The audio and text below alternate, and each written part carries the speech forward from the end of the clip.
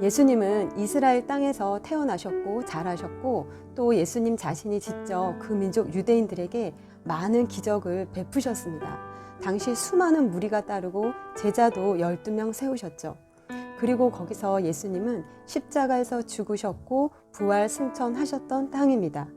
일부는 예수님을 믿었지만 대다수의 이스라엘 사람들은 예수님을 믿지 않았습니다.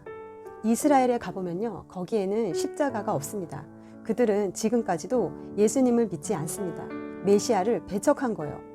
그렇다고 이스라엘이 불순종했다고 하나님은 이스라엘을 멸망시키지 않습니다. 마지막 때에 이스라엘을 다시 회복하시고 찾겠다고 하셨습니다. 성경 역사의 끝에는 그들은 멸망할 거라고 되어 있나요? 아니에요. 하나님은 결코 이스라엘을, 유대인들을 버리신 적이 없으십니다. 아무리 그들이 잘못했고 실수를 했어도 하나님은 이스라엘을 다시 찾으시고 회복하시겠다고 성경에 기록되었습니다. 이것은 개인에게도 마찬가지죠. 이스라엘이 실족한 것은 사실입니다. 그들은 종교적인 기득권, 불신앙, 불순종, 오만 때문에 메시아를 결국 죽이고 말았습니다. 메시아를 환영하고 영접하지 않았습니다. 오히려 조롱하고 핍박했죠. 이스라엘이 주후 70년 로마에 의해 나라를 잃어버려서 전 세계로 뿔뿔이 흩어졌다가 1900년 만에 1948년도에 자기 나라를 되찾습니다. 이러한 불가능한 일을 하나님께서 해주셨죠.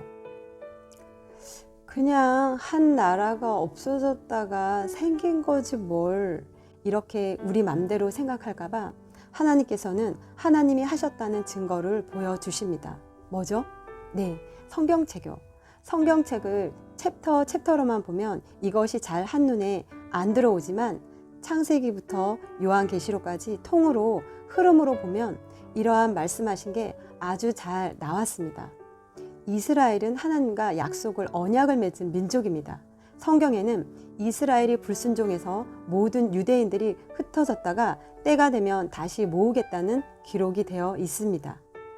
이스라엘은 메시아이신 예수님을 받아들이지 않았고 2000년 동안이나 거부하고 있는 거죠. 유대인들은 인류 역사상 가장 많은 고난을 받은 민족입니다. 600만 명이나 유대인들이 홀로코스트로 대학살을 당했고 나라 없이 전 세계로 뿔뿔이 흩어져서 방황하면서 살아왔음에도 불구하고 지금 그 민족은 아직도 없어지지 않고 전 세계에 엄청난 영향력을 주고 있죠. 이스라엘이 나랑 뭔 상관이야, 이렇게 생각이 들 수가 있는데요. 우리하고 엄청 상관이 있습니다. 여러분, 이스라엘의 실패가 모든 이방인의 구원이 되었다고 성경은 말하고 있습니다. 로마서 11장 4절 말씀을 보면요. 그러므로 내가 말하노니 그들이 넘어지기까지 실족하였느냐? 그럴 수 없느니라. 그들이 넘어짐으로 구원이 이방인에게 이르러 이스라엘로 시기나게 함이니라.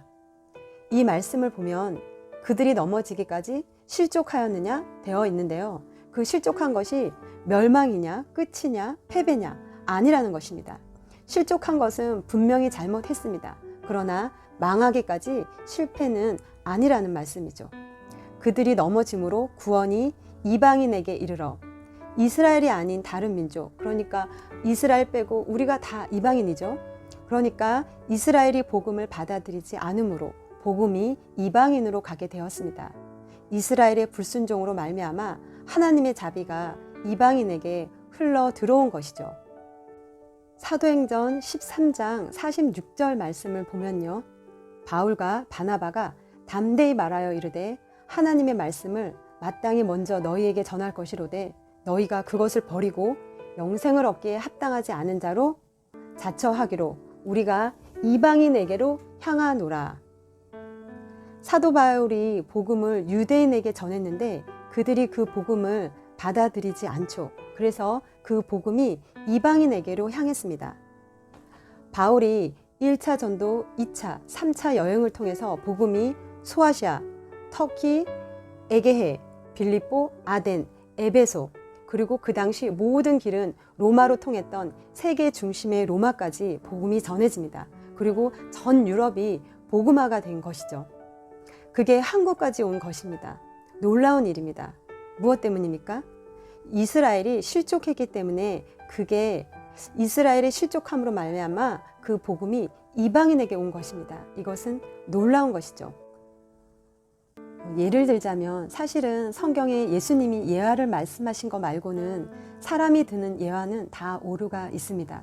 되도록 안 해야 하는데 짧은 생각이지만 그냥 쓱 지나쳐서 들어보세요. 예를 들어 여러분이 어마어마한 부자예요. 큰 기업도 가지고 있어요. 그리고 여러분의 자녀가 있고 양자로 드린 자녀도 있어요. 여러분의 원래 자녀에게 이 모든 것을 줬더니 안 받는다고 하는 거예요. 여러 가지 이유를 대면서. 그래서 어쩔 수 없이 양자로 드린 자녀가 받은 거예요. 받을 뿐만 아니라 그 양자가 아주 잘 사는 거예요. 원래 자녀가 시기가 날 정도로. 로마서 11장 12절 말씀을 보면요. 그들의 넘어짐이 세상의 풍성함이 되며 그들의 실패가 이방인의 풍성함이 되거늘 하물며 그들의 충만함이리요. 로마서 11장 15절 말씀은요. 그들을 버리는 것이 세상의 화목이 되거든 그 받아들이는 것이 죽은 자 가운데서 살아나는 것이 아니면 무엇이리요.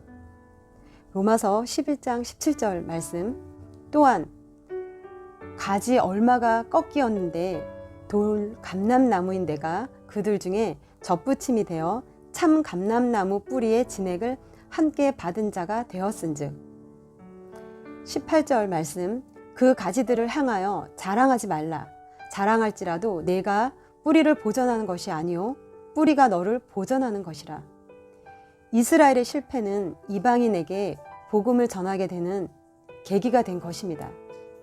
영적으로 사막 같은 이스라엘을 위해 기도하고 선교하고 도와주면 하나님이 얼마나 기쁘겠냐는 거죠. 이스라엘을 돕는 자를 하나님이 축복해 주신다고 했습니다. 역사를 완성하기 위하여 그들은 반드시 회복되게 되어 있다는 것이죠. 이것이 로마서 11장의 결론입니다. 로마서 11장 15절 말씀을 보면요. 그들을 버리는 것이 세상의 화목이 되거든 그 받아들이는 것이 죽은 자 가운데서 살아나는 것이 아니면 무엇이리요. 로마서 11장을 자세히 보면요. 사도 바울은 이방의 믿는 자들이 자랑하지 말라고 합니다. 왜냐하면 뿌리가 이스라엘이기 때문입니다. 이방인으로서 그리스도인이 된 자들은 넘어진 유대인들을 함부로 하지 말라고 했습니다.